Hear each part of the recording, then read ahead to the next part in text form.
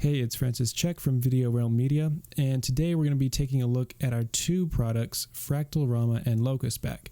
And here's what we're going to be creating today.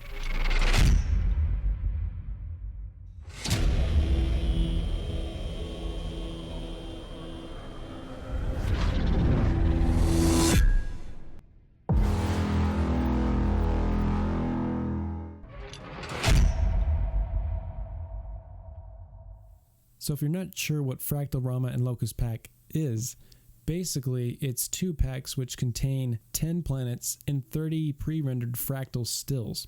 These two packs were inspired from the Star Trek Into Darkness credits made by Video Copilot, so you can create some very similar looking space scenes. So if you ever wanted to create any sort of awesome looking space scene, then this is the pack for you. And in the Locus Pack plus Fractal Rama bundle, we include an After Effects project file which has a pre-rendered scene, so you can add your own planets, add in some asteroids, and you're ready to go. Okay, so now we're in After Effects, and the first thing that we're going to want to do is create a new composition. So let's go up to Composition, New Composition, and we'll name this as Main Comp. And we'll keep it at 1920 by 1080p. Let's hit OK. Then go up to Layer, New, and Solid. And we'll just name this as Element 3D. And we'll just make this a blue color. Okay. And then let's scroll down on our Effects and Presets panel, and let's go down to Video Copilot and locate Element 3D and drag that onto our new layer. Once you've done that, let's go ahead and click on Scene Setup. Okay, so now that element is loaded up, let's go ahead and go over to Locus Pack, Planets, and I'm going to use Planet 1. Okay, so here's our planet loaded into our scene, and the first thing I'm going to want to do is change the color of the illumination map on this planet. In Locus Pack, we include different illumination maps for each of the planets, so that way you can customize it easily. So I want to change this one to blue, so we'll go to Planet 1. And we'll go down to the Illumination, right click, and we'll go to Show and Explore. And a File Explorer or Finder window should show up on your Mac or PC. And you'll see that there's 3 different illumination maps for this specific planet. And I want the blue one, which is the Illumination Ice. So I'll just click and drag that onto our illumination slot. So now you can see that our planet now has that blue illumination map on it. And also, if you didn't want illumination maps, you could just scroll down to the illumination settings and just crank this all the way down, and then you would just have the raw planet model. Next, we're going to want to go ahead and add a glow around our planet. So the easiest way to do this is to duplicate the model of your planet by right-clicking and clicking on Duplicate Model. And then we'll go down to our Planet 1 texture on the duplicated model, and we'll right-click and click on Duplicate and Replace. Next, let's go down to our texture settings and turn down the fuse all the way, the glossiness all the way, and the illumination map all the way down. And let's just go down a bit and turn down our specular multiplier all the way down, and also our environment multiplier. And we'll want to be sure and turn our diffuse color to black. So we'll just turn this down to black and hit OK. And then we'll scroll down on our settings all the way down to our advanced settings. So we'll change the blend mode to screen. And then we'll scroll back up to our illumination settings. And what we'll do is we'll get our scale gizmo and just scale it up until you see the whole model become white like this. You should just be able to scale it about 1% or less, and it should show up like this. Then what we'll do is we'll go to our Fresnel value and we'll turn this up all the way, okay? And then we'll go to our Fresnel bypass and turn this all the way up. And you can also increase your intensity to whatever looks good to you, and we can change the color to more of a bluish color, so right about there. And as you can see, that's kind of creating that sort of glow around our planet. And when we go into the settings into element, we'll be able to add that nice kind of haze around the planet. So next, what we're going to do is we're going to close this folder by hitting that little arrow. We'll double click and we'll call this planet and hit OK. So next, let's add in our asteroids and rock debris. So let's click on all of the rock layers. Just click on all of these. Okay. And we're going to select all these holding shift. And we're going to drag it out of our planet folder. So there we go. And also I don't want any illumination map on the rocks themselves. So what you can do is go into the material options and just turn down the illumination all the way down to 0%, and you should see the illumination disappear. If you still wanted the illumination maps on the rocks, except you wanted it to match the planets, an easy way to do it is to grab your planet material and drag it on your asteroid debris model and release, and you should see that now it matches the planet texture. Okay, so now that we have all of our rocks loaded into our element scene, let's go ahead and put them in the correct groups. So the high poly asteroid 1, the destroyed rock 2, and destroyed rock 1 will all remain on group 1. However, the rocks 1, rocks 2, and rocks 3 will be put on group 1 and 4. So while you have this window open, just hold down Shift on your keyboard and click 4. And we'll do that for all these.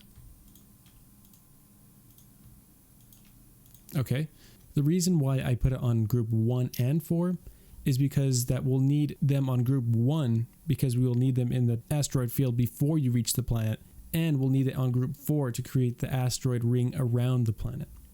So now that we've completed this, let's go ahead and add in our fractals. So let's go over to our Fractal Rama folder and go to planes. And as you can see here, we have 6 planes that come free with Fractal Rama. So if we click on one to load it up, you can see it's this sort of displaced card. So what this means is you can create some volumetric looking effects while maintaining very fast render speeds. And you can color these however you like. You can color them in After Effects, or you can do it right here in the element window. It's really all up to you and what you prefer. So you can really just tweak this and get the look that you like. And these are rendered in 4K, so the quality of these is very high. You can keep zooming and it's very nice. So the next thing we'll want to do is add a folder for the fractals. So we'll click on Add New Group Folder. And we'll drag our plane 1 into this group folder. And then we'll double click on the group folder and we'll name it Fractals. And then hit OK. And now what we can do is if we hold down Alt on our keyboard and rotate these, you can actually see that it's duplicating it. If we move it in a random direction, we can kind of just put these wherever we want them. And if we keep rotating these in different directions, you'll start to see it looking more like a volumetric effect. And you can just keep on doing this until you get the look that you like. So I'm going to go ahead and create one of these, and then I'll be right back with the results. Okay, so here's what I came up with. It's just basically like a little nebula cloud. And once you start to add color correction inside of After Effects, it can get a little too bright. So I made it, it's more of like a dim cloud that you can kind of spin around, and it looks like a volumetric fog. And before we hit OK, let's go ahead and change our planet group folder to group 3. Okay, so now let's go ahead and hit OK. And you should see it pop up like this. And this is fine. Let's just go ahead and start adding our cameras and positioning everything. So let's go up to Layer, New, Camera, and we'll leave this at 50mm, and we can just call this Camera, and hit OK. And let's go ahead and go into our Element folder, and our planet is on group 3, so let's go ahead and drop down this menu and go to the Particle Replicator, and go to our Z position, and we'll just push this back in Z space pretty far. And if you see it disappear, that's fine. Basically, it's just going out of the render distance, but we can change that later. And we'll just take it back to about 61,500. And to change the render distance, we'll go to our render settings, and we'll go to our camera cutoff, and we'll change the camera far plane. And what we can do is just add a few zeros, so we just type in 0, 0, 0, 0. And you'll see our planet pop up back there. But it's a bit small, so let's change the size of it. Okay, so let's go up to our particle look, and let's change this to 135. Okay, there we go. Next, let's go ahead and arrange our asteroids and rock debris. So let's close out group 3, go to group 1. So group 1 has our main asteroids. And let's go to the Particle Replicator, and we'll change the replicator shape to a 3D grid. and we'll change the X to 4, the Y to 4, and the Z to 6.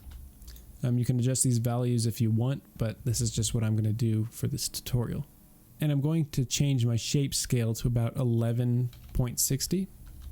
And then next I'm going to go down to my scale XYZ. And I'm going to change the X scale to 5.10. And my Y scale to 2.90. And my Z scale to 24.50. Next thing, I'm going to change my random seed a little bit. Next, let's go into our particle look settings. So let's close out our particle replicator settings and open up particle look. And then we'll go down to multi-object and we'll enable that. And we'll change our size random to 100%. And then we'll change our random rotation. So you can't really see it, but this is the random rotation. We'll change it to 1 and then 96. Also, I'm seeing that these high poly asteroids are a little too large.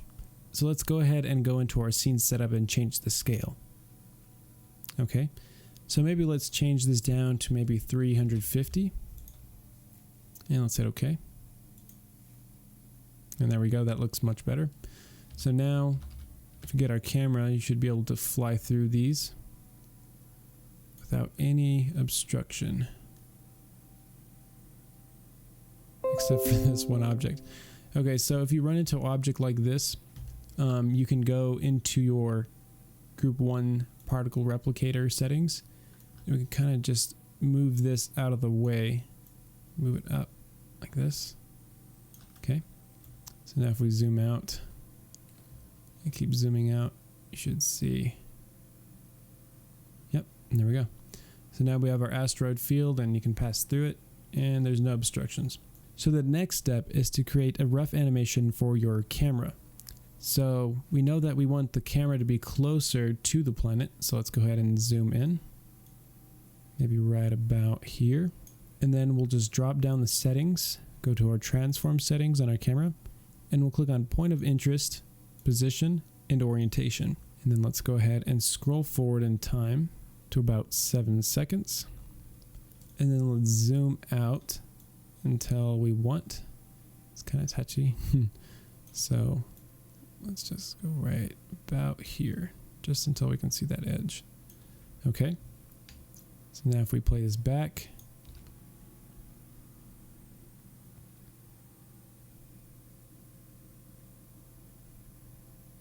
and next what we'll do is we'll go to the 3-second mark and we'll hit the add keyframe on the orientation, and we'll go all the way back to the beginning, and let's just position the camera to sort of look to the right of this planet and also rotate it a bit. But there is one problem. As you can see, if once it gets to this point, it kind of just like locks down. It's really jumpy motion, doesn't look smooth at all. So the way to fix that is to right click on the keyframe, this one in particular, the one that's on the 3-second mark, and we'll go to Keyframe Assistant and we'll go to Ease at Ease. So now if we go to the beginning, you can see it's a much smoother motion. And you can also play with the rotation and all that. You can move this keyframe around to 4 seconds if you'd like. If you'd want a longer animation until maybe the asteroids reach, you could have it rotating until the 5.5-second mark or whatever your time is. Okay, so that looks pretty good. And next, let's go ahead and add this as an Easy Ease keyframe as well. And also all the 3 beginning keyframes will be Easy Ease as well. So first, let's work on the beginning. And we'll go to our position keyframe. And we'll want to just scale this up. We'll move this little line so it'll kind of start gradually and work its way faster towards the asteroids. So you can kind of see it speeds up. This is a speed ramp. Speed up, and then you'll have all your asteroids. It may be a little too slow in the beginning, so we can just speed this up by going like that. We can also slow down the end by dragging this keyframe over.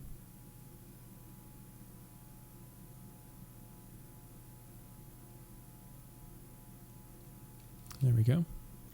All right.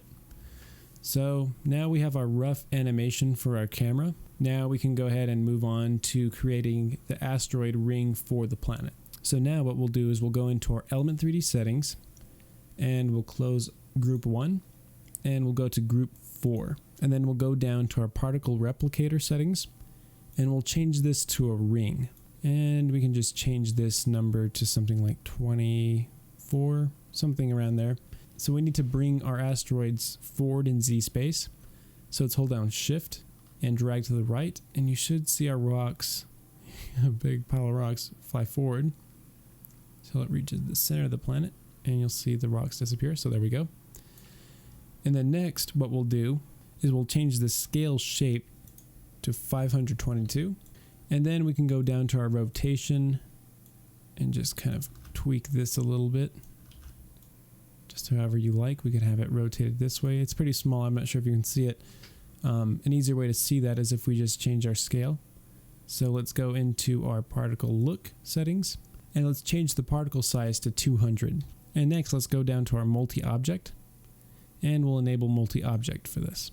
And we'll change the size to 0.28. And now we can go ahead and close out our multi-object panel and we'll go up to our particle size XYZ and we'll just kind of squish down the y-axis just a little bit.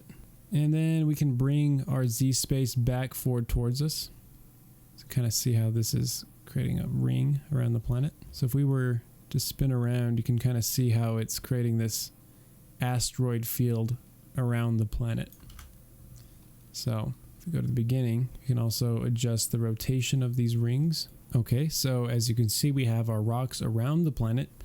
And now we can go ahead and move on to lighting. So let's go up to Layer, New, and Light. And we'll change this to Parallel Light. And we'll change the intensity to 2015. And we'll change this to a blue color. And we'll just change the light name to Main Light. And make sure that Cast Shadows is checked. And then let's hit OK. And things may become pretty intense. That's all right. All we need to do is change the position. So let's click on our main light and hit P on our keyboard. Let's change the first set of numbers to 140, the second set to -730, and let's change the last group of numbers to 2803. So now we have sort of this backlight on the planet. Okay, so let's create 2 more lights. So let's go up to Layer, New, Light, and this will also be a parallel light. And we'll change the color more of a lighter blue, so not as saturated, and we'll change the intensity down to something like 260, and let's call this bottom light, and let's hit OK. And let's go to our position. You can just access this by hitting P on your keyboard, and let's change the first set to 140, and let's change the second set to 1350, and let's change our last set to 733. So now you can kind of see we have this bottom light. If we zoom out, you can kind of see it on these rocks as well. So there we go. And let's create one more light. And this is going to be our highlight for this area right here. So let's go ahead and go up to Layer, New, Light. And make sure it's a parallel light. And let's change the color. This will be a little bit more saturated. And here's the color code. And let's change this to something like 1490. And we'll call this Bright Light. And we'll hit OK. And let's go ahead and hit P on our keyboard, and we'll change the position. The first set will be -3833. The middle set will be -993. And the last set will be 2803. So now you can kind of see that we're getting all of the lighting on the side of this planet with these 3 lights. So if we scroll through these lights, we first have our main light, which is taking care of basically the back. And then we have our bottom light. And then we have sort of our bright light that's taking care of all the highlights. Another thing that I added in my render was some atmospheric fog to these asteroids. So what I did is I got a fractal out of Fractal Rama, and I used the liquify brush in After Effects to kind of make the spinning galaxy effect. And once I had that, I faded out the center where the planet would go. And so I kind of had this nice looking particle twirl. So once I had that, I stacked multiple layers of this same image to make a volumetric looking fog around the asteroids. So if you wanted to do that, we can go into Element 3D and go to our scene setup. and we'll create a new folder, which is right here, and we'll call this Fractal Ring. Hit OK, and then next we'll go to create and we'll click the plane, and we can scale this up in these little transform settings right here. We can adjust this later, but just make some rough adjustments. And we'll go to our default material for this object, and we'll change the diffuse color to black, and we'll turn off the specular multiplier and environment multiplier, and we'll go down to our illumination settings and change this to 100%, and we'll keep scrolling and we'll change the blend mode to screen, and I'll just grab my texture that I created, so that little twirling effect, and I'll drop it onto our illumination map. So now you'll see we have this twirling image in our viewer. So the way to make this look a little bit more three-dimensional is to keep duplicating it. So we'll move one copy up while holding Alt on our keyboard, and we can just kind of rotate this over, and we can just keep duplicating this, moving it up slightly or down, whichever way looks better. Just rotate a little bit more. Okay, so now that we have it arranged how we want, and we can add all of our color. So you can go into the color and to the illumination map, and you can just change this to whatever color you want. Also, a way to make this look a little bit nicer, if it's showing a little too much, you want it to look a little bit more hard on the edges, just go to your illumination map and you can tweak these settings. These little sliders will compress it or make it brighter.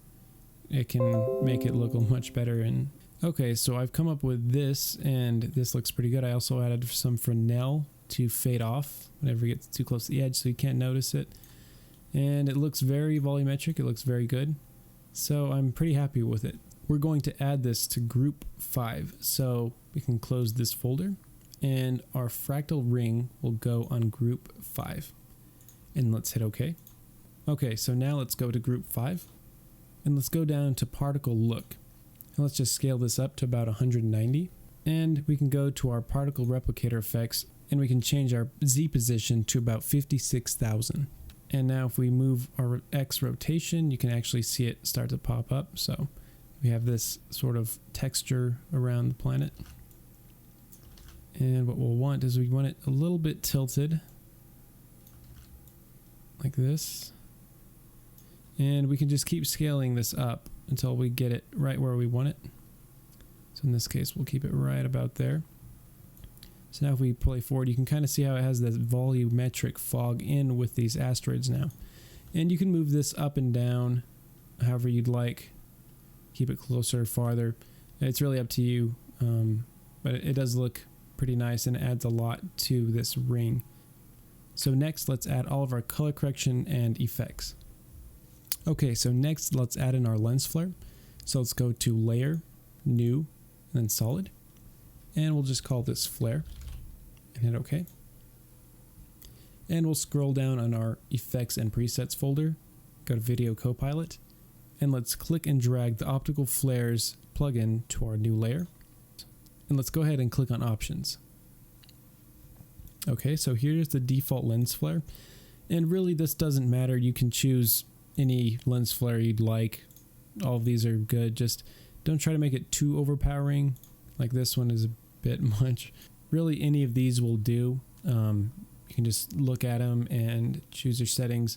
Also, something that helps for a lot of these space scenes is to add some lens textures.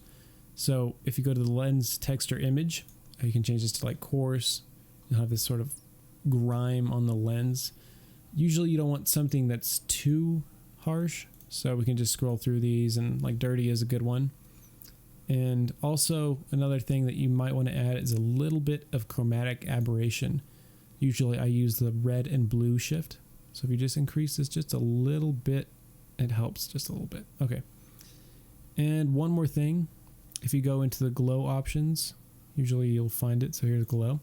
We'll change the dynamic triggering scale offset. You can really make it explode once it gets to the edge. So if we change the scale offset and the brightness offset a little bit, once it gets to the edge, it'll really get bright and really make it shine. I'm pretty happy with this, so let's go ahead and hit OK. Okay, so here's my lens flare. And the first thing I want to do is change the color just a little bit. So I'll just go over to my blue and we'll just change it to a little bit more of a bluish color. Right about there. That's pretty good. And we'll want to change this to a 3D lens flare. So let's go ahead and hit 3D. Okay, so now that it's a 3D lens flare, let's go ahead and change our transfer mode on this to screen. And if you don't see this, if you're seeing something like this and has all these faces of Squidward, no, just kidding. Just go to toggle switches and modes and you'll see it right here and just select screen. So there we go. And it's definitely not in the right position. So let's go ahead and change these values. Okay, so let's change our X position to about negative 22,000. Then we'll change our Y position to about negative 5,600. And then we'll change our Z position to about 82,000. And we'll need to change our brightness to about 129 and our scale to about 1,900. So there's our flare. Also the color is a little bit off, so we'll make this a little bit more green. It's right about there. Okay, so there we go. So just make sure you have all your values in the right places, and you should have something that looks sort of like this. Okay, so next let's add some color correction to our lens flare. The first thing let's do is let's add a curves adjustment. We'll just drag that underneath, and we'll just drag the middle down a little bit, sort of like this. Then we'll go to our green channel and we'll just drag this up a little bit. Okay, so that's pretty good. And then let's add a tint effect. So let's type in tint. And we'll drag this underneath. So this will turn it black and white. We don't necessarily want that. So let's change the mount to tint to about 44%. Okay, so we should have something that looks sort of like this now. Okay, so next let's go ahead and add some color correction. Okay, so next let's go ahead and add some glow. So we'll go to new layer and we'll go to adjustment layer and we'll label this as glow. So just select the layer, hit enter on your keyboard and type in glow. Okay, let's go over to our effects and presets window and type in glow. And then let's drag the glow onto our glow adjustment layer. And first let's change our glow colors to A and B colors. And then we'll change the glow threshold to about 30%. And then our glow radius to about 215. And our intensity to about 0.3. And then let's change our color A to more of a lighter blue. So right about there. And then we'll change our color B to more of a darker blue. So right about there. Okay, and then let's make one more glow. So we'll just duplicate this one. And let's just crank up the radius pretty far and we'll change this to 0.1. So this is just giving us a little bit more haze around the planet. So we should have something that looks like this. There we go. And next, let's go ahead and add in some light rays.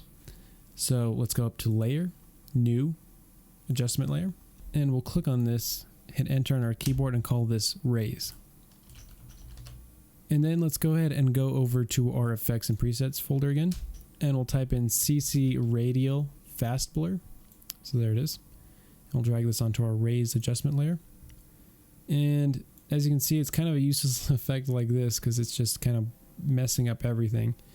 So the trick is to change it from normal mode to lighten mode. Basically, this is only going to allow the brightest moments to have sort of like a casted light effect on everything. So what we'll do is we'll change our settings a little bit. So let's change our mount to about 94. Okay, that's pretty good. And it's a little bit too intense, so let's hit T on our keyboard and change the opacity to about 41%. So as you can see, that's kind of adding in sort of this light rays out of just the brightest parts of this planet. So it's a really neat effect, and you can move it around and you can really see how it's affecting everything. It makes it look really neat. You can place this pretty much anywhere, so if you wanted it coming from over here, it would cast like light off the side of the planet. It's a really neat effect, so you can play around with it and see what you like best. Okay, so next let's go ahead and duplicate our rays. So we'll click on it, duplicate it, and we'll call this rays flare. Okay, there we go. And let's just kind of scroll forward in our timeline, and we'll want the rays flare to be positioned on this side. sort of right there where the flare is. So as it's passing through, you get kind of this light effect. You can't really see it too much now, but once you add in color correction, it really does start to pop out and it looks really nice. All right, this is looking pretty good. We're adding in a lot of volumetric looking effects. I mean, if you shut off everything except element, I mean, you can really see how much that's actually adding to our scene. It's making it look really nice. So the next thing let's add is some color correction. So let's go up to Layer, New, Adjustment Layer, and we'll click on it, hit Enter, and type in CC. And we'll go over to the side and just type in Curves. And then we'll just drag this over to our CC layer. And we can just start adjusting this. Okay, and I'll just keep tweaking this and I'll be right back as soon as I finish color correcting. Okay, so I just finished color correcting. One thing that we need to do is we need to enable cast shadows and ambient occlusion. So let's go over to our Element 3D layer and let's go into our render settings. And then we'll click on shadows and enable. And I'm going to change this to ray traced. So if we shut off our shadows, that's basically, it's adding in all of that. So it's really helping a lot. And then let's go ahead and go back to the beginning and let's add in our ambient occlusion. So we can just crank this up quite a bit. This is going to help especially in the areas of these asteroids in this scene. It's going to add in some nice shading around these areas. Okay, so let's go ahead and see what we have so far. Okay, so this is what we have so far. It looks really good. The only things that we'll need to adjust is the lens flare and add some motion blur. And also we can adjust the glow settings in Element 3D. So let's go into our Element 3D settings and then we'll go to glow. And let's go ahead and enable the glow. Okay. And next let's change the color of the glow to a really nice blue color. Something like this. And we can increase the intensity a little bit. And also increase the radius. You can see how that's adding in some glow. And that's coming from the duplicated planet where we added the illumination texture. So you can see how that's creating that nice sort of glow around the planet. There is one problem, and that is that the lens flare is rendering on top of these asteroids in this field right here. So an easy way to fix that is we can just duplicate the flare layer and put one below the Element 3D layer and one above the Element 3D layer. So what we can do is go down to our Element 3D layer and we'll just change this to draft rendering because all we have to see is where the flare is. So let's go forward and we'll have it fade off right before it gets to here. So what we'll do is we'll go to our flare and we'll hit T and we'll just change the opacity really quickly before it gets here. So we'll go a few frames forward and we'll just change this to 0%. And then next, let's go ahead and duplicate our flare layer and we'll just drag this all the way down below our Element 3D layer. And we'll hit T. And basically all we're going to do is swap these keyframes over. So this one will be turning on and this one will be turning off. So if you scroll through, so it's in front and then it's in back. You just have to make sure these keyframes are lined up in the exact same place. And you can also make this effect a little bit more gradual. So if you just go a few frames forward, sort of like that, then you kind of can't tell. And then as you can see, it kind of just goes behind the planets and it's behind this. So now let's go ahead and unsolo all of our layers. Let's go back into Element and we'll change this back to full render. Okay. So now if we play it just from that point, you'll see how the lens flare actually goes behind all of the rocks. There we go. So you can see it's being rendered behind all of the asteroids now. And we're also getting that nice light rays coming from that flare. Okay, there is one more thing missing, and that's the stars in the background. Okay, so the first thing we'll do is we'll go to Layer, New, Solid, and we'll label this as stars. And we'll change the width to 4,000 and the height to about 3,000. And okay. And we'll need to drag our stars layer all the way down below Element 3D and below our flare layer. Basically, your star should be below pretty much everything. So the next thing we'll do is go to our toggle switches and modes, and we'll click on the 3D switch, which is right here. and we'll hit P on our keyboard, which will bring up our position. And let's just bring the scale way back. Okay, so now let's go to our 7-second mark, which is the end of the animation. And let's just scale this up while holding down Shift, and that will scale it proportionally. So let's just do it right about there. Now if we just play the animation back. Okay, so now we can scale this down just a bit. Let's go back forward. Okay, so that looks good. Everything's in frame, and now we can go ahead and add in our stars. So the first thing we'll do is go over to our effects and presets window, and we'll type in Fractal Noise. Okay, so let's grab that, and we'll drag this onto our stars layer. And the reason why you're not seeing anything is because this layer is using lights in the scene to light this particular layer, and we don't want that. So let's go down to our stars layer and hit A twice, and we'll shut off except lights. So now it should be off, and you'll see it'll explode, but that's fine. All we have to do is change all of our settings in Fractal Noise. So the first thing we'll do is go into our transform settings, and we'll change the scale to about 7%. Okay, and then we'll change our contrast to about 1000, and then we'll change our brightness to about -370. Okay, so now you should see that these stars in the background. And also a neat trick to do, because if you look in the sky, some stars are brighter, and this is kind of a repeated pattern. It's just not very realistic. So the way to get more realistic stars is to create a track matte for these stars with another layer of Fractal Noise. Okay, so let's go ahead and duplicate our stars layer, and let's go ahead and hit reset. So this will reset it to the standard layout. Okay, let's go ahead and hold down Alt on our keyboard and click the little stopwatch on the evolution setting.